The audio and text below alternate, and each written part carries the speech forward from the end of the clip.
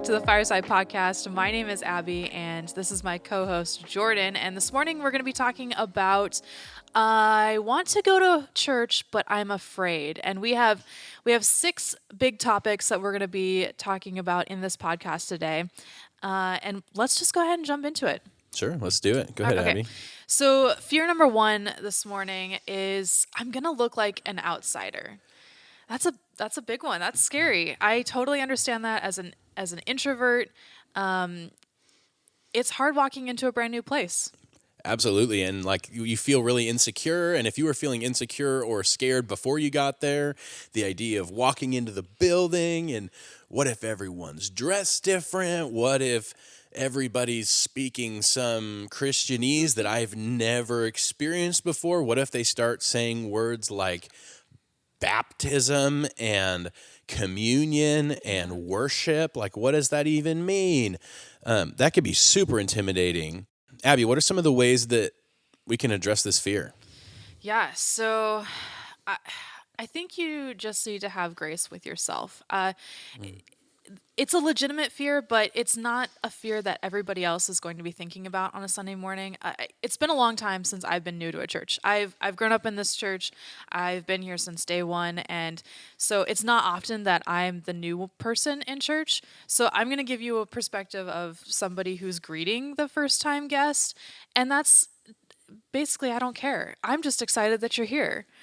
Yeah. So I think part of it's just getting out of your head. You know, it's okay. It's okay to come in and not know what to do.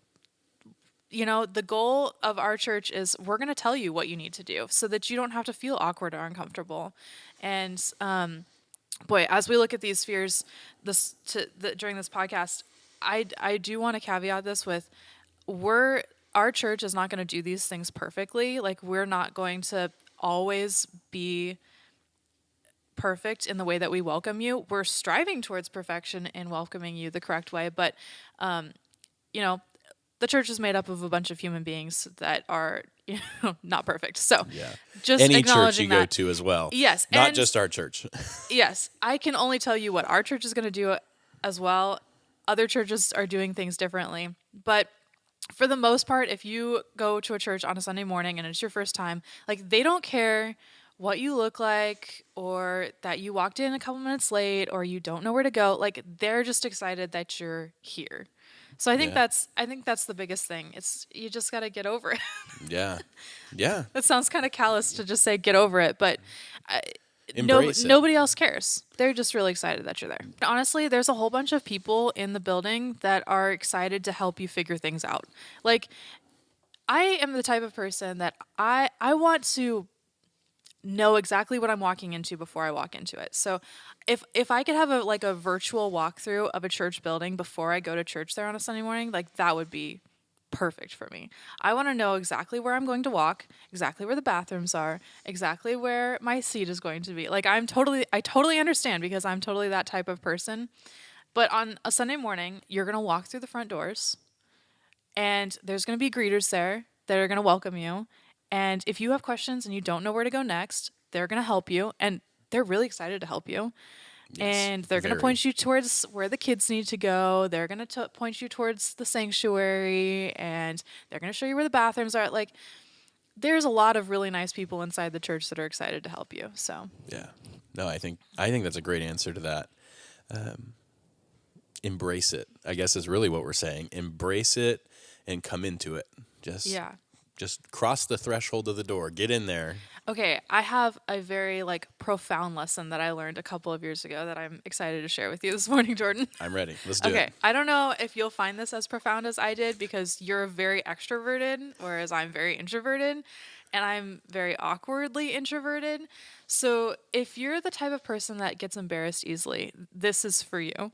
I'm definitely the type of person that overthinks what I'm doing, and I get embarrassed easily, whether it's the paper I have in my hand crinkled too loudly. I bet somebody else thought that was how embarrassing. Somebody else heard that. I can't. Anyway, so that's where I was at a couple of years ago. And one of my friends said something to me that blew my mind. I don't remember the context of the conversation that we were having, but I think I said something like, "Oh, that must have been so embarrassing." And he was like, you can choose to be embarrassed or you can choose not to be." And I never even thought about embarrassment as being a choice. Yeah. It blew my mind. And honestly, the last couple of years, like, I've just chose not to be embarrassed by stupid little things. That is very empowering It's because amazing. it takes the pressure off. My self-confidence is like so much better now because I can choose not to be embarrassed. So the point is, if you're coming in on a Sunday morning and you're embarrassed by the fact that you don't know where to go, or maybe you wore the wrong clothes, or maybe you don't know what seat to sit in and you think somebody looked at you funny because of it, or you're embarrassed about engaging in worship or something, you don't have to choose. You can choose not to be embarrassed. It's okay. And let me tell you, the motives of that person that looked at you from across the room kind of weirdly is because they're trying to figure out who you are so they can put you on their prayer list and pray for you every day. Right. And call you once a week and make sure you're doing all right, because that's how people work. And usually it's a little old lady with gray hair, and believe me, she will be at your side as soon as the closing prayer is done. I promise you. She'll be welcoming you and she'll be bringing you pie by the next week. So yes, she will make call you friends with her. grandson, granddaughter. Whatever. It'll be great. So embrace it. All right. Fear number 2, Jordan. I will be judged for my imperfections or just who I am. That fear is so hard to look at because it's like, I know I'm imperfect. I'm going to church. But what about all the people at church? They know I'm imperfect because I'm here. Well, Guess what? The church is full of imperfect people. that's right. That's right.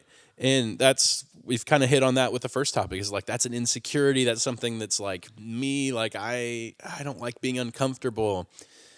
Part of being in church and socializing in that regard is like, you have to embrace a little bit of that uncomfortable feeling. There's a little bit of raising hand in worship or what, like you have to embrace that uncomfortable, because once you embrace that and you start talking to people around you, you realize, like what you just said, Abby, the church is a place that's full of people that need Jesus. That's why they're here.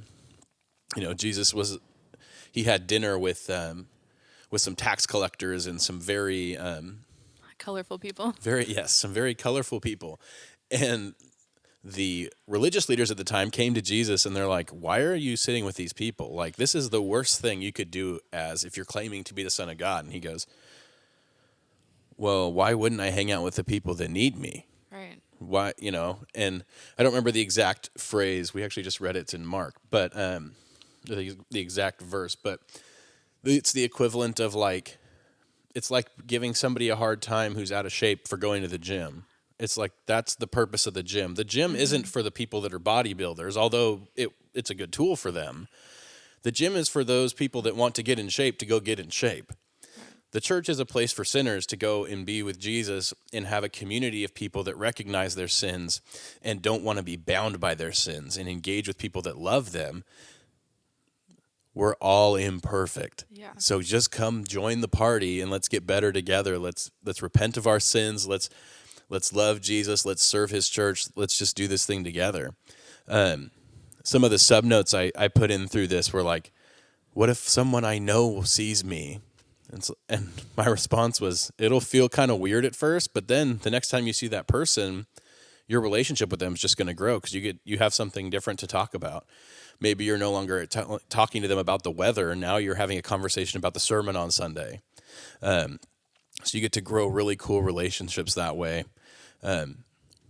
Another topic we talked about under this same umbrella of being judged is, what am I admitting to by going to church? Yeah. And I went, well, you're admitting that you need help. Which we all do. Which we all do, yeah. You don't have your life together, because none of us do. None of us do. And as far as admitting guilt or feeling guilty, that's what we all do. We come when we sin, we pray to God and we say, God, I've sinned. Like, please forgive me, God. I want to be better. I want to do better.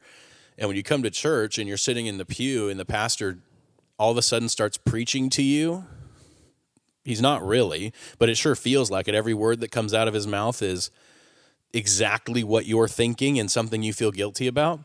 Well, that's the Spirit going like, hey, I think you need to address this thing. Every person is experiencing that feeling. Yeah, in on a Sunday different way, morning. but everybody. Yeah. And so it's okay. And something Abby mentioned, like, it's okay to come late. It's okay to leave a little early if you're not quite to that spot where you're ready to engage with people because you're afraid of being judged or you feel this imperfectness, though we all feel it. If you need an on-ramp, it's okay to come late because then not everybody's waiting at the door to give you a hug or whatever. And leaving early before everybody's around you trying to get you to go to lunch with them or whatever the case might be. It's okay to feel uncomfortable, and it's okay to feel uncomfortable with your sin. You should feel uncomfortable with your sin. Mm-hmm. That's how we know something's wrong and that we need God. Right. So that brings us to a really cool place. Mm-hmm. Yeah, instead of viewing being judged as a failure, or having to come to church as a failure, I wasn't good enough on my own. Hey, every single person in the world is not good enough on their own. Every single person in the world needs to be at church on Sunday mornings. You're winning because you decided to show up this morning. You made the better choice and you came to church. So you just have to shift your mindset. We're all broken. We're all sinful, and we all need to be in church. I just need to highlight a quote that you just said that you might not have known. Okay. We might even post it on Instagram. Coming to church isn't a failure. You need to look at it as because we fail, we need to go to church. Right. You said it much more profoundly, but like I'm literally writing this down because I was like, that was awesome. This is one of those moments that pastors like feel, and they're like, somebody comes up, you said this thing in your sermon, and they're like, what are you talking about? Yeah. That was really cool. So I just wanted to hit on that. Well, there you go. Abby, let's jump into our next fear that people 3. see.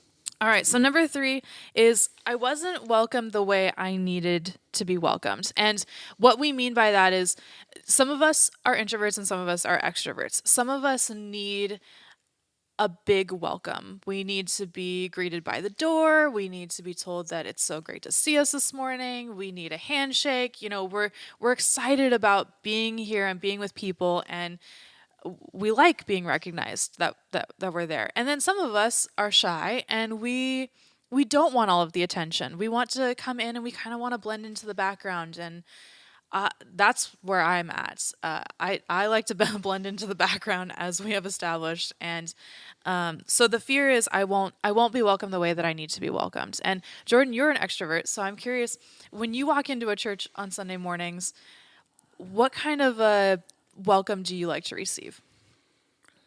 So, or is this a fear for you? This is a common misconception of myself, is that I'm an extrovert. I am an extroverted introvert. Oh, interesting. So what that means is I was raised in the church, and though I be introverted, people have become a really big part of my life, and so. But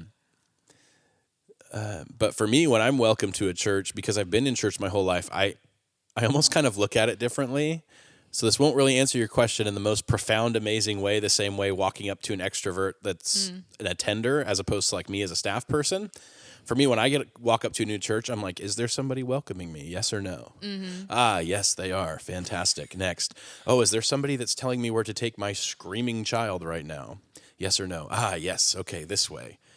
Is there signs for the bathroom? Oh, there are. Okay, good. I know where to go. And so for me, I think like, do I feel like I need a big welcome? No, but I do like to be acknowledged and somebody to say good morning. I've been welcomed in the sense of people like handshake, hug, bro hug, secret handshake that I didn't know. That was a little much for me. Mm-hmm. But I could see how there's people in the world that would absolutely love that. But I think for me, like that, like acknowledgement of my existence makes me feel fantastic, and then helping me accomplish my goal for the morning, which is to get into service, is a super cool thing that I see churches do, and that's what you were just talking about. Getting, where do kids need to be? Where do I need to go? Where do I need to sit? Where is the sanctuary? Where is the bathroom? If somebody just points me in those directions, like, I feel so empowered to like make that super successful day at church. Yeah. Okay, so interesting. You don't consider yourself an extrovert, which I would totally put you in that category. But as somebody who's more on the shy side, I think it's good to acknowledge that there's some things that as staff members we're okay that you do. So I've got a list of a couple of things that Yeah. I'm afraid to go to church on Sunday mornings because I want to be able to blend into the background.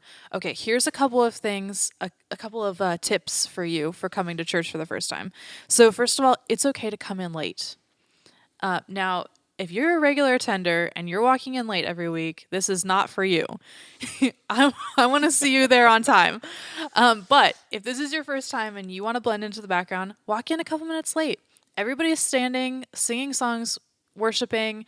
Nobody will see you walk in the back except for maybe the person behind the tech booth. And you know what? They don't like to be acknowledged either. They're shy too. So you're in good company with those tech people.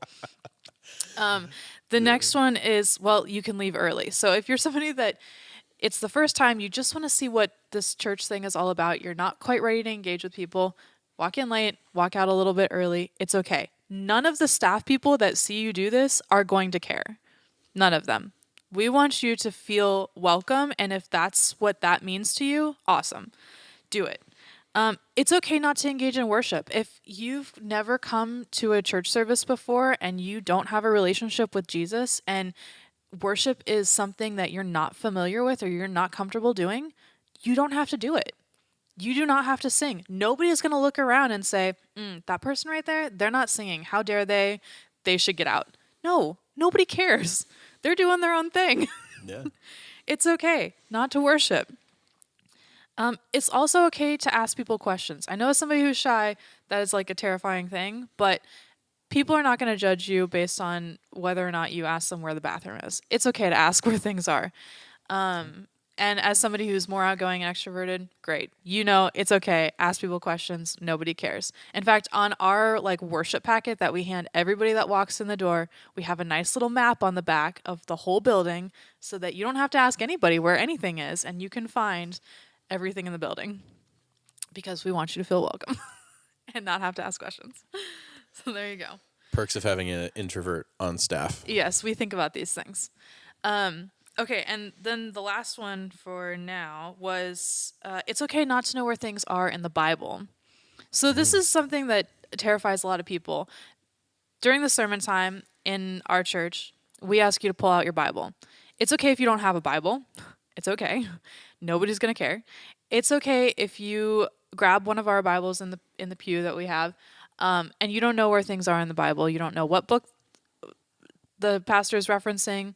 You didn't even know that there were different books within the book of the Bible. It's okay.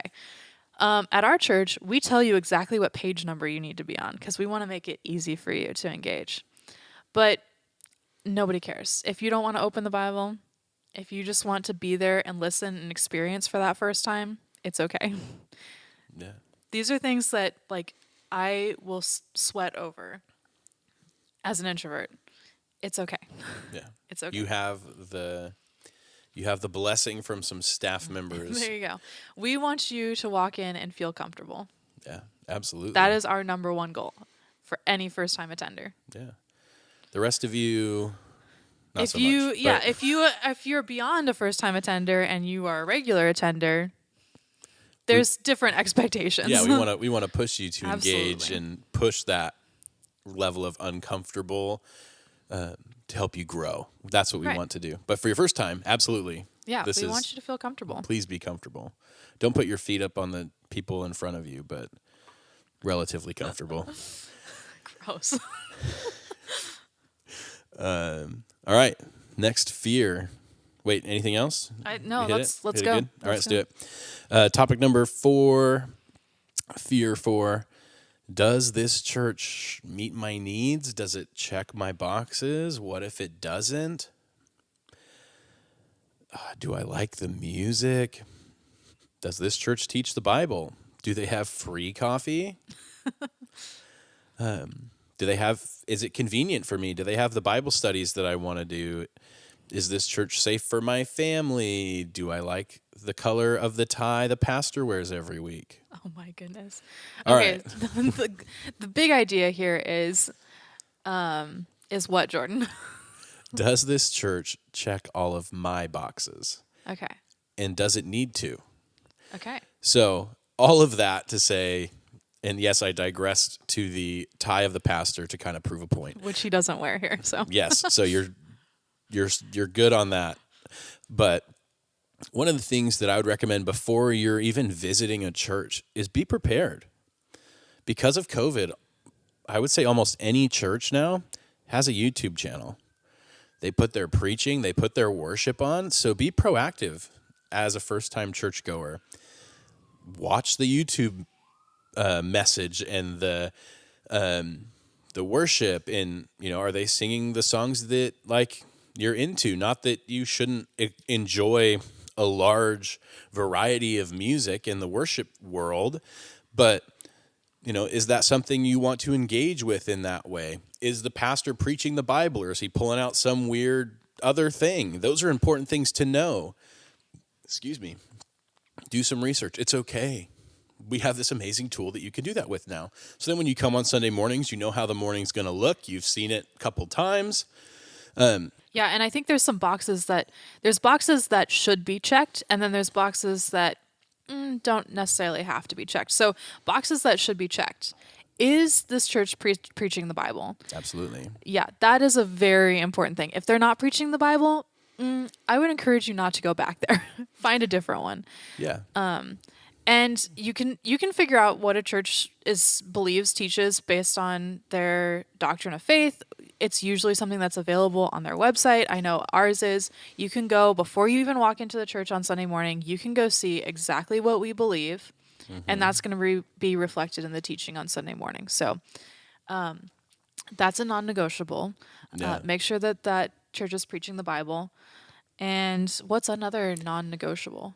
Yeah, so the other non-negotiables, I'd say, like in the worship time, are there songs reflecting Scripture? Is there a reflection of Scripture in what they're singing? Or there's some untruths in their worship that are celebrated on mass levels that they're not in the Bible. It's not true. It's not what God says. So it's being discerning, listening to the music as they say it, as they teach it, as they're singing it, being attentive.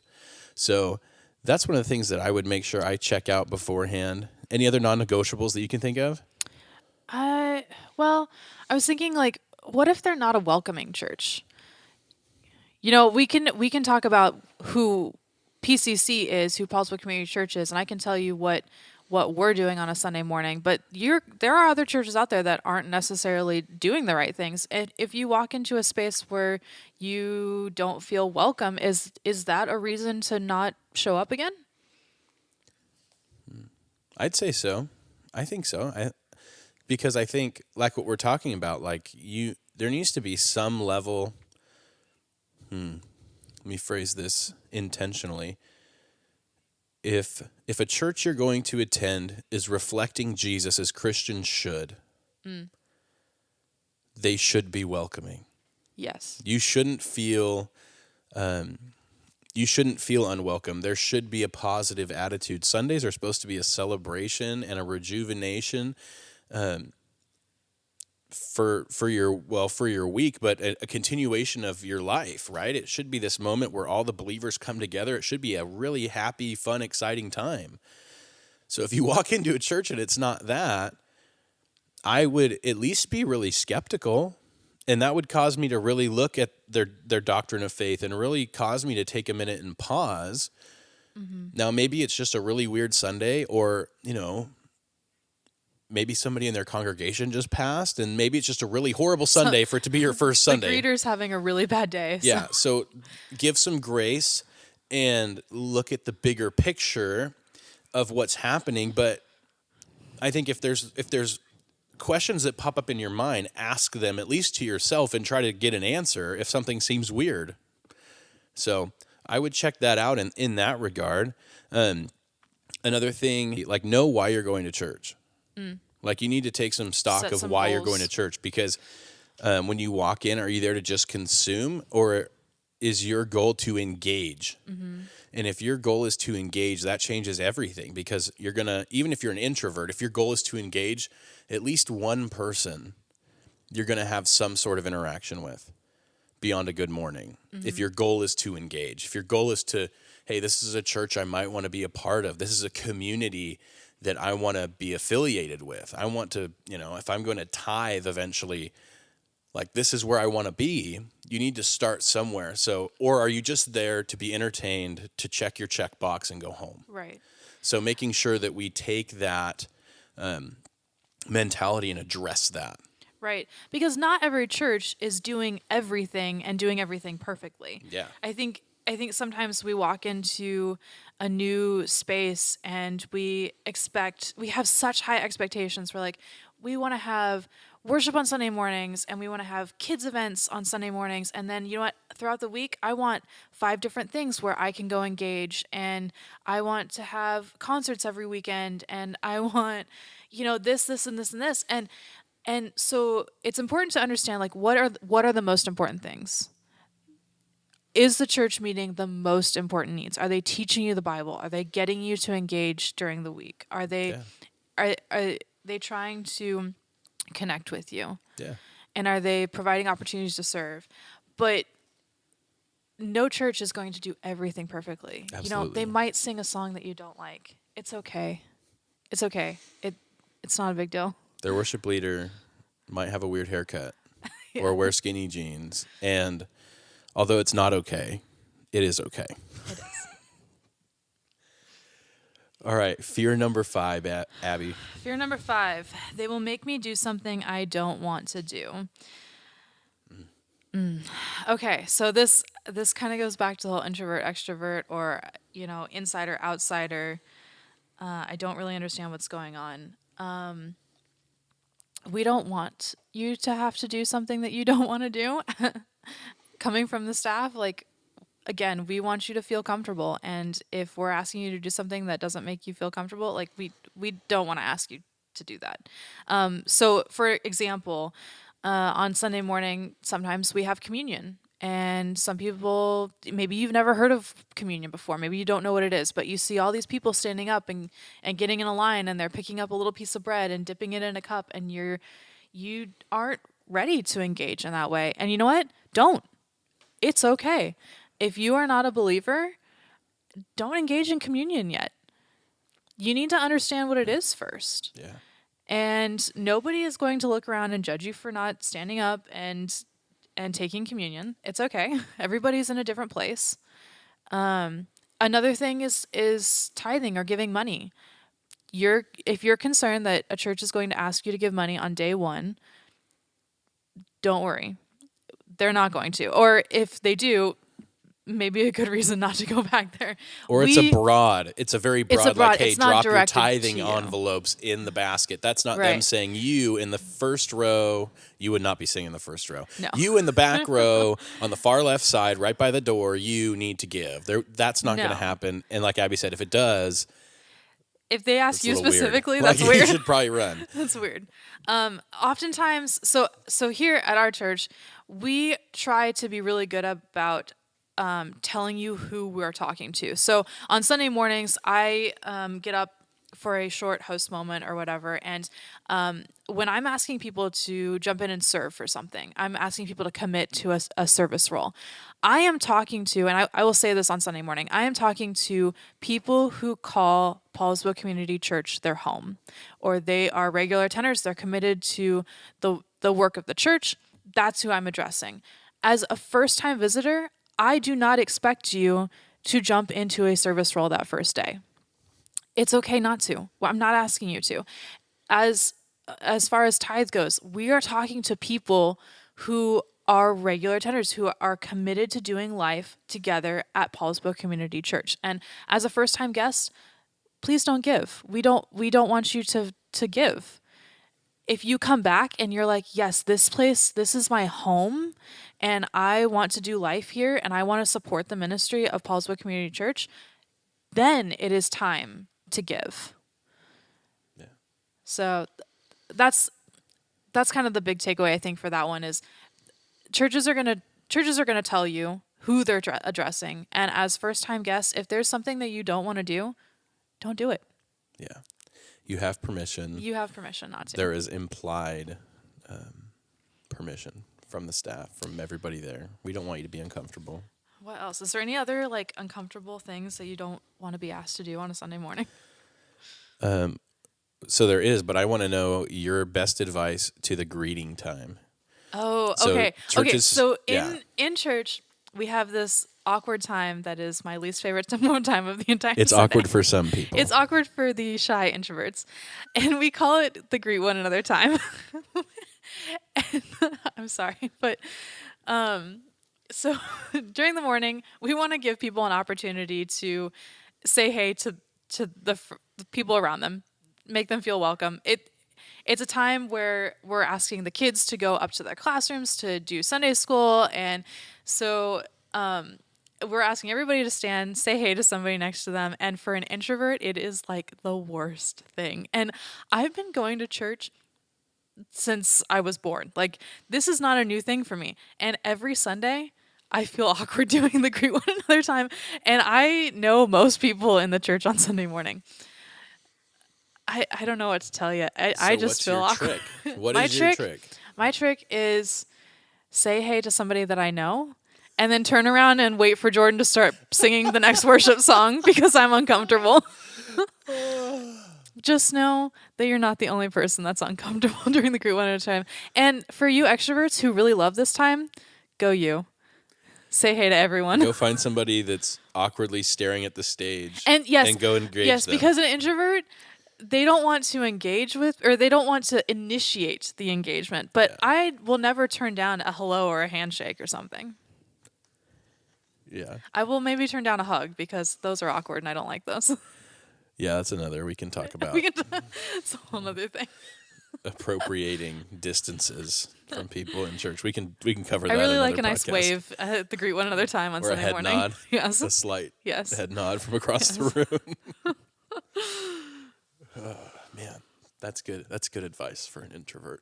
There you go. It's okay. It's okay to stay by your seat. It's okay to Yeah, it's okay. Yes, the extroverts will sprint across the room like crazy people. It amazes me how far some people will travel during that group. It is a 1 minute time. Like, that is not long enough. It's to 1 have minute a full with a timer, so it's Yeah. exactly 1 minute. So yes, for the introverts, you know that it's going to be over very soon. But for some people, they're like, how many conversations can I have with people? How many different people can I say hello to?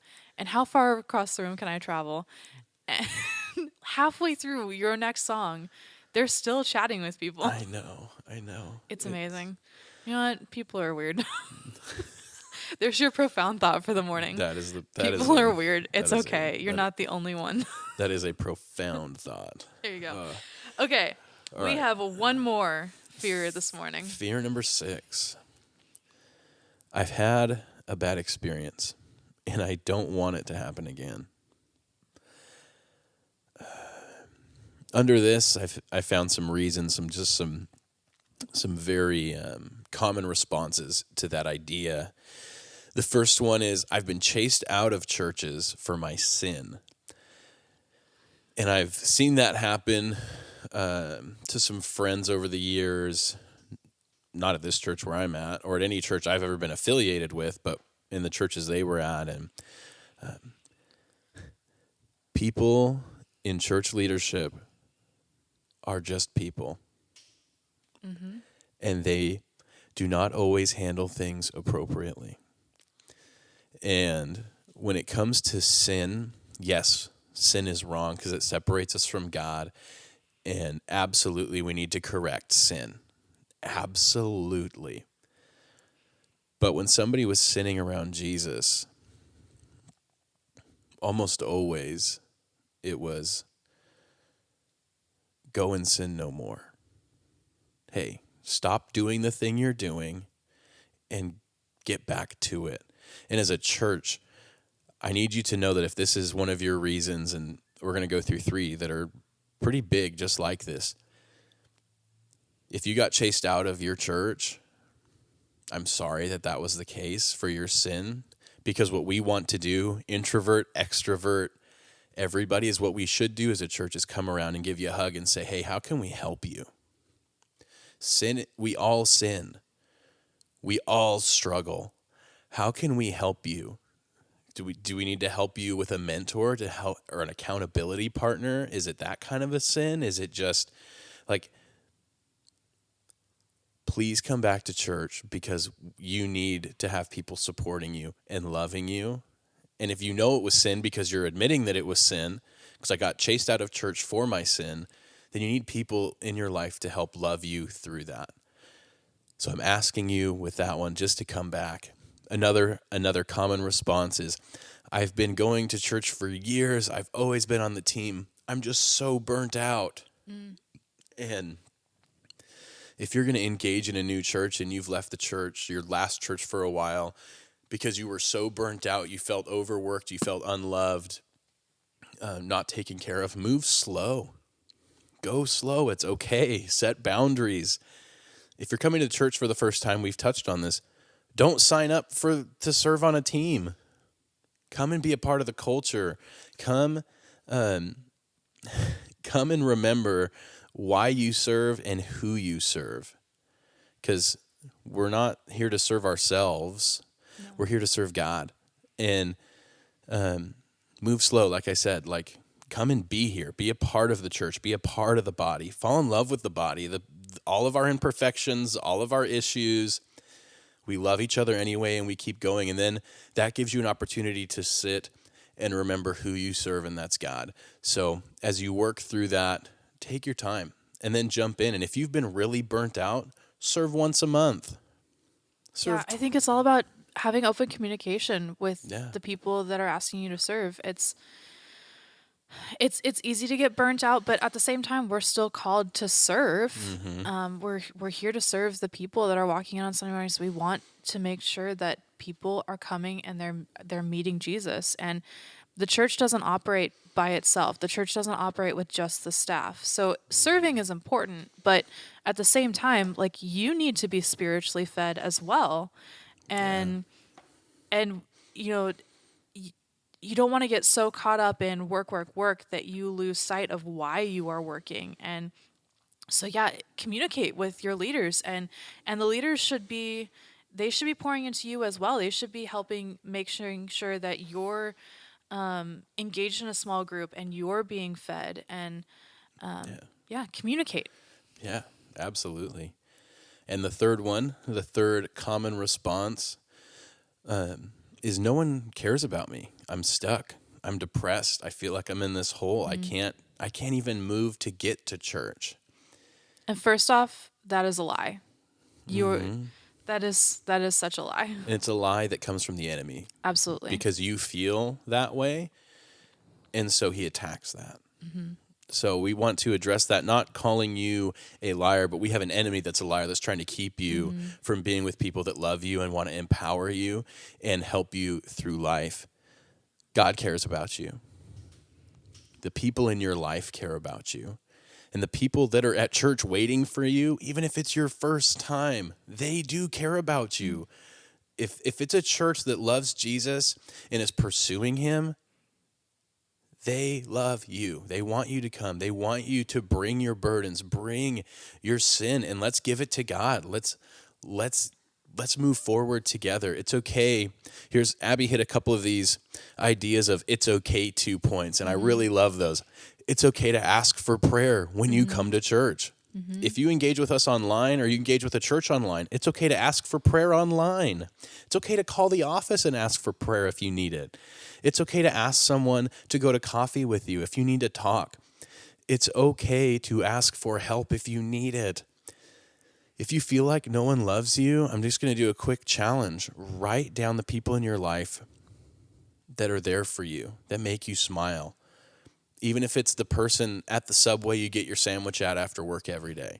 If that person, that guy, he just, makes a good joke, makes good company, Write those people down in your life, and I know you have them. Then go through your life and think about the blessings that you have, the things that you get to enjoy. Think about the fact that you're listening to a podcast right now. If you're hearing this, you either have a phone or a computer, you have access to internet, you have access to Facebook or whatever. However you're hearing this, write those things down, and that list is going to get really long because I'm about to say, look outside your window. You get to see the trees. You get to see the grass. You have health. If you're listening to this, you have some level of health that God has provided, which is another evidence that he loves you. So I want to challenge you to write those things down and first of all, give thanks for them. And secondly, that big long list you're going to compile, if you take the time and really think through it, should be more than enough motivation for you to face that lie and say, no, that's not true because people do love me. Mm-hmm. God does love me. And the church loves you because the church loves God. Mm-hmm. And so be empowered, feel empowered to ask for help, to ask for encouragement, and to come to church because you're going to get that here. We understand that there's reasons why people are afraid to come to church on Sunday mornings. And I think the goal of this conversation is just to acknowledge that, hey, those fears are real. They exist. But they don't need to define your life, or they don't need to stop you from coming to church. And if there's anything that you take away from this podcast this morning, it should be that you should go to church. We're excited to see you. Yeah. We want to see you on a Sunday morning. Find a church in the area where you're at. If you're not in Kitsap County, find a church wherever you are. Go to church. Mm-hmm. And yeah, it might be a little bit intimidating, but know that they're on your team. They're excited to see you show up on a Sunday morning, and don't let these fears control you and stop you from meeting with God. And that's such an important thing, and it's such a life-giving thing, and it's not something that you're going to regret ever. Making a commitment to meeting with God's people and to learning more about who he is never going to be something that you regret doing, ever.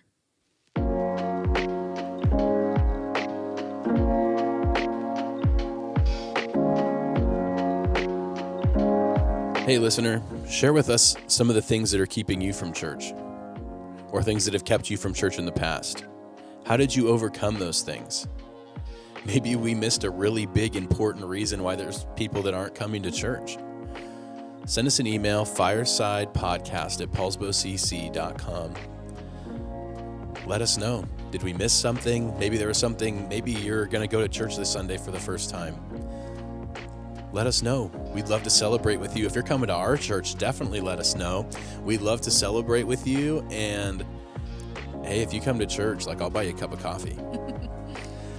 So we'd love to see you. Check it out. Abby, what's coming up next? All right, so next podcast, we've got kind of a fun topic that we're going to be going over. I believe it's going to be top 10 90s worship songs. I don't know if it's the best of or the worst of. We'll find out next time, I guess. Well, thanks for listening. This is the Fireside Podcast with Jordyn and Abby. We'll see you next time.